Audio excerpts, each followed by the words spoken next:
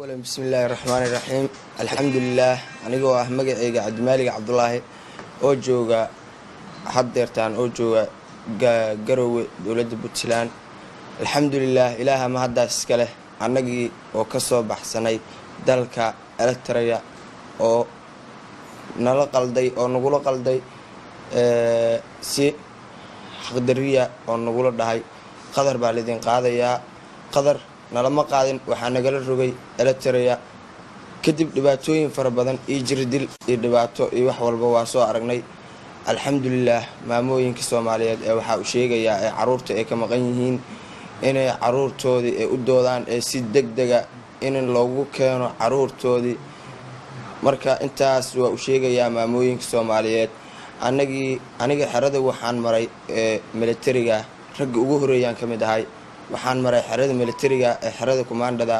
iyo xerada special force-ga ee badda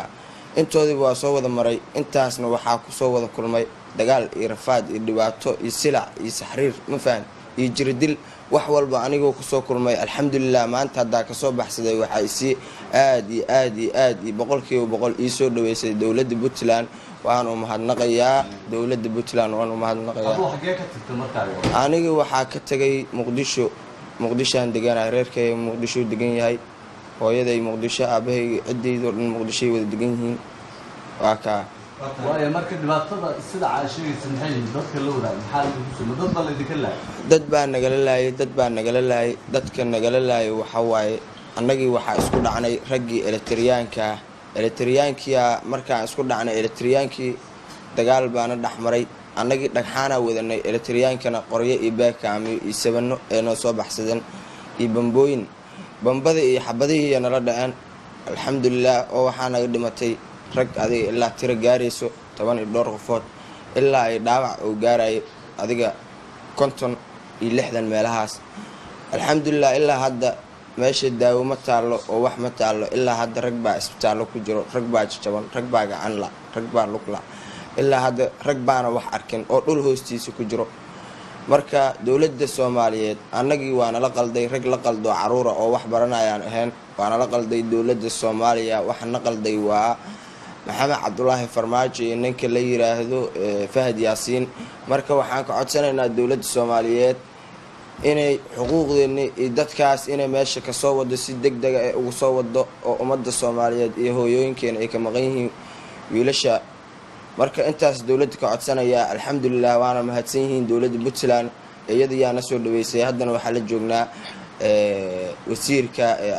wasiirka amniga ee Puntland asagiya la joognaa asagiya si gacmo furan nagu soo dhaweeyay waana mahadnaqaynaa muqdisho banaanbax maanta ka waday oo raadinaya dad ay idin komitii hooyo hooyooyinka Soomaaliyeed waa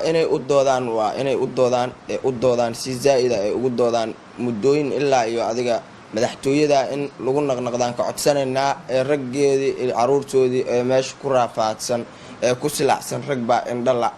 rag baa dhintay waalidiintoodii aan ogeyn rag badan baa dhintay oo waxa kamid ah cunug hadda aan aqaan waxa kamid ah Cabdisamed reer doodi way marka Cabdisamed wuu dhintay hadda Allah u naxariisto aabihiina mar badan uu idaacadaha uu ka hadlay laakiin wax ilaa hadda arin wax Cabdisamed waxa uu degan yahay aabihii Beledweyne marka waa reer Beledweyne dagaalkii anaga iyo Eritreaankii ku dhintay asagii marka yarkii waa igu guruub oo ahay Allah u naxariisto marxuumkii wuu dhintay gaaladii Eritreaanka inta sawirtay waxay dhahay ninkan buurto ka soo dhacay ma faham buur ayagiina dilay waxa meesha ka dhacayna waa rasaas waa rag badan dhintay hadda raggii markii waagii saasna liskuma aqoonin raggii dhintay Allah u naxariisto marka dawladda Soomaaliya annagii qiyaanada nagula waday hadda annagii alxamdulillah waa ka soo fakanay ee waalidiinta ee maamooyinka ee ummadda Soomaaliyeed ee waxaan ka codsanaynaa ciyaalkaas inay si degdeg ah noogu doodaan ciyaalkaas walaalaheena in meeshaas laga soo kaxeeyo si degdeg ah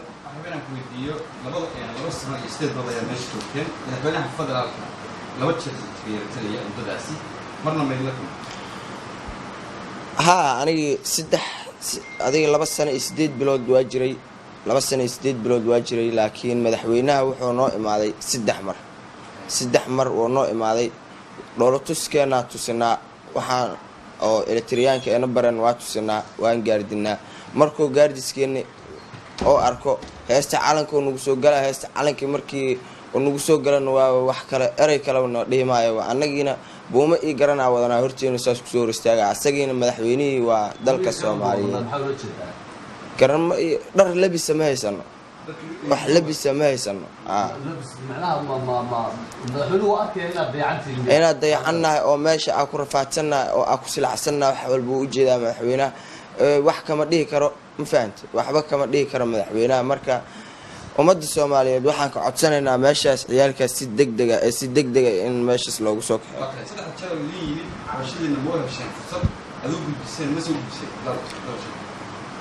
fursado badan waa u helnay, laakiin Janis wuuna sii waayay. intaas waa ka xumaa. Janis wuuna sii waayay, isaga Janisna sii waayay. markii oo heesta calanka oo qaado eray kalena dhiimaayo wuu naga sii jeesanaa gaarigiisu gala. maxay kaaga qancaya inaad rafaad soo maray, silic soo maray aad tahay adiga saaxiibada? waxay noogu qancayaan anigii nin la yaqaana ahay oo meesha haddana kasoo goostay. meesha inaa kasoo goostana wax aniga hadda maanta cadeynayo ee TV-ga qaranka usoo fadhiista waxa waaye maamooyinka Soomaaliyeed ee ummadda Soomaaliyeed ee caruurtooda ee ka maqan tahay. aniga alxamdulillah waalidkayga waa wacay, wuu iga warhayaa. inteenaan waalidiinteena naga warhayaan. rag baa hadda la sheegaa inay wadada kusoo jiraan, rag baa hadda ilaa hadda xerana la sheegaa, rag baa wadada kusoo dhibaataysan. marka intaasna waxa kalifay waxa waaye waa Fahad Yaasiin iyo Farmaajo. marka waxaan sheegaynaa dowladda raggaas inay si degdega ay kusoo kaxeyso. marka annagiina waxaa ka rabnaa dowladda xuquuqdeeni, wax daawadeeni, waxeeni